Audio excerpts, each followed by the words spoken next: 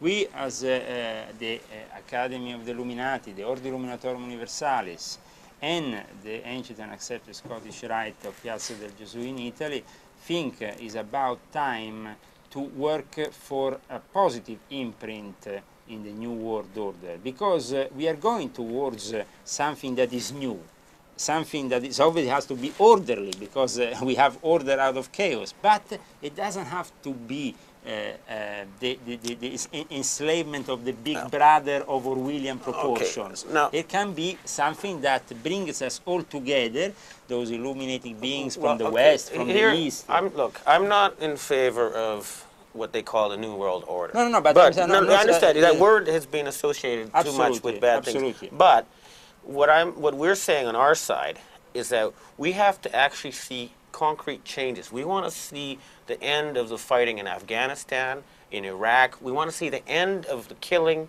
and it has to be actions, not words. We will be expecting changes that anybody can understand and not just flowery talk. Yes. People know from my personal history, which is surrounded by controversy, the fact that I have been within the Illuminati a reforming force, and at times very criticized and even threatened for taking this position within such an institution like the Illuminati in the West.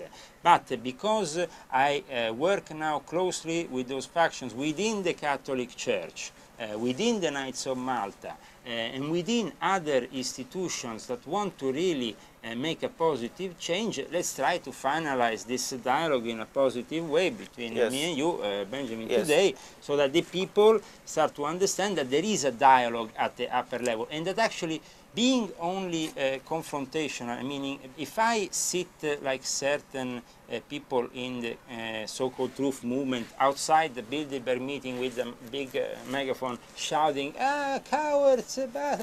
that is not going to bring our society forward.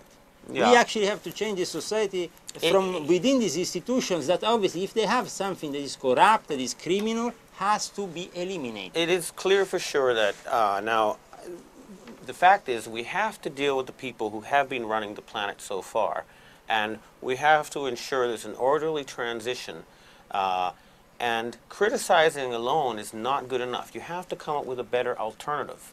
And for now, what we have suggested on our side is a 3-year intensive campaign, bigger than World War II, designed to completely eliminate all poverty, all environmental destruction, and all war, and hopefully all disease, within 3 years, before we even start thinking about a new way of, well, we can think about it and discuss it over the time, but in the meantime, we have an emergency situation.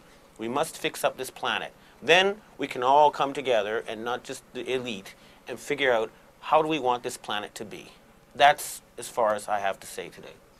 I want to conclude this speech because I think that up until now, all the interreligious, interfaith dialogue has been restricted to people that only face very superficial questions on one of these kind of conferences where everybody has to feel good about themselves, about the fact that their religion is better than others, or their political party is better than others, or their military organization is better than others. Here, nobody wants to prevail on no one. We want to try to work together for a common understanding.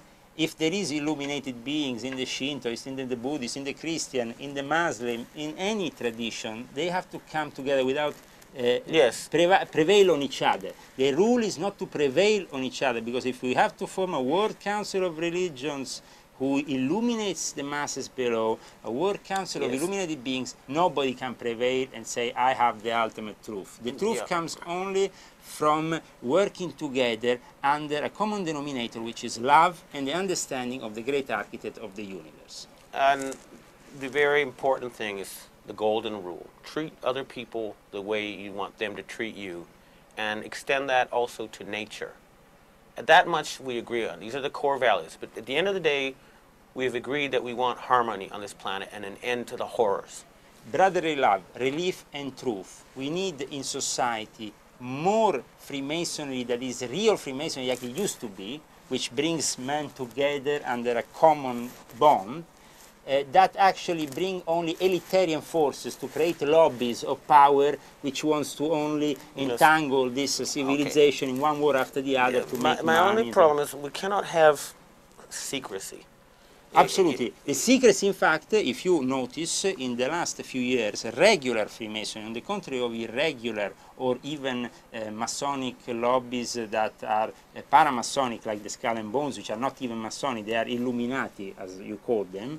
The difference is this, that we are opening up to scrutiny, opening up our documentation, opening up our meetings, so that people can see us. Even the Illuminati in Italy, since 2002, since the 11th of July 2002, is not anymore a secret organization. It's an official organization registered by law with an office which can be found in Piazza di Spagna 35. Okay. But anyway, so we are going towards the people in a way that the people can finally learn about who we are without the misconceptions, because the misconceptions and the dark side takes advantage of the misconceptions, and they will continue doing those negative rituals, those negative manipulation games within certain circles like the Bohemian Grove if we let them do it. No, they will be stopped. They will be stopped.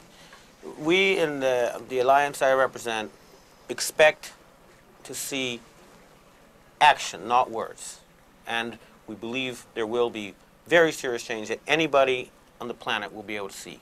Thank you. Thank you very much.